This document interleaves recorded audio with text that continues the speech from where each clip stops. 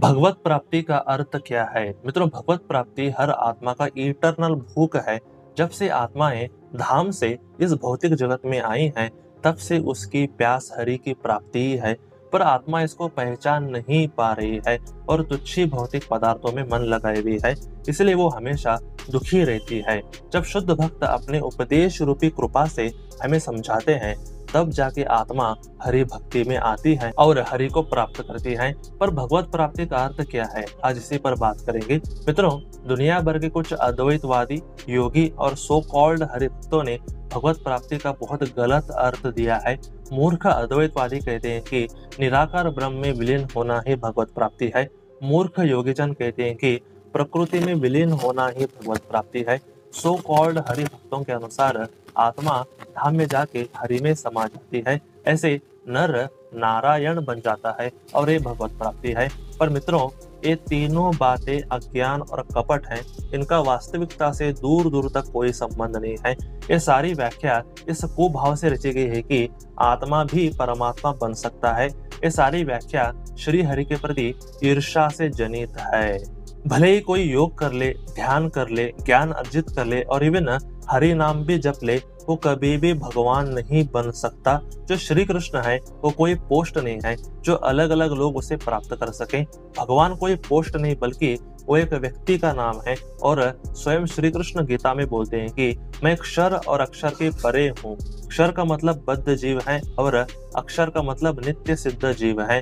पर यहाँ पे स्वयं श्री कृष्ण बोल रहे हैं कि वे इन दोनों के अलग डायमेंशन के व्यक्ति हैं। और गीता के तीसरे अध्याय में श्री कृष्ण बोलते हैं कि आत्मा में कोई विकार नहीं आता, यानी कि आत्मा हर डायमेंशन में आत्मा ही रहती है। और इवन श्री कृष्ण ये भी कहते हैं कि आत्मा अघुलनशील है, यानी कि आत्मा प्रकृति, निराकार ब्रह्म और भगवान में घुल नहीं सकती, क्योंकि आत्मा भी एक व्यक्ति ही है। जैसे परब्रह्म परमेश्वर श्री कृष्ण एक व्यक्ति हैं, वैसे ही सारे आत्माएं भी अलग अलग व्यक्ति ही हैं। ऐसे आत्मा कभी भी भगवान नहीं बन सकती। इवन भक्ति करके जब आत्मा धाम जाती है, तब भी वो आत्मा ही रहती है।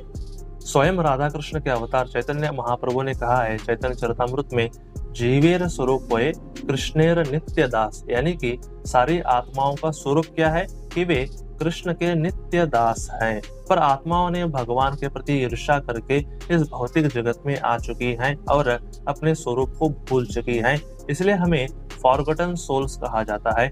फॉरगॉटन का मतलब है आत्माएं भूल चुकी हैं श्री कृष्ण को और अपने एंटिटी को। इसलिए जो शुद्ध वैष्णव गुरु होते हैं, वे हमें हरि भक्ति की शिक्षा देते हैं। जो असली गुरु होता है, वे साधक को भगवान के दासत्व में स्थिर करता है और उसे भगवान के साथ जो उसका संबंध है, यानी कि स्वामी सेवा का ज्ञान देता है और उसे हरि नाम देता है। जो गुरु भगवान को निराकार और आत्मा को नारायण के समान बताता है, वो खुद भी नरक जाता है और ऑडियंस को भी नरक ले जाता है। जैव धर्म नामक शास्त्र में भक्ति विनोद ठाकुर आत्मा के धर्म के बारे में ज्ञान देते हैं। वे कहते हैं कि हरि की सेवा करना ही आत्मा का धर्म और नेचुरल फंक्शन है, और इसी को समस्त शुद्ध भक्त हजारों सालों से कहते आ रहे हैं। साधक हरि भक्ति करके धाम जाता है और वहीं पे भगवान की प्रेममय निष्काम सेवा में लग जाता है। इसी को वास्तविक भगवत प्राप्ति कहते हैं। जो शुद्ध भक्ति के मार्ग पे हैं, वहीं इसको पचा पाएंगे। धाम जाके सदा के लिए हरि की प्रेममय निष्काम सेवा में लगना ही भगवत प्राप्ति है और यही आत्मा का नेचुरल फंक्शन है। बाकी आत्मा का भौतिक जगत में कोई काम नहीं है। आप भी श्री हरि की भक्ति कीजिए, यही असली धर्म है। तो आज के लिए बस इतना ही। हरे कृष्णा।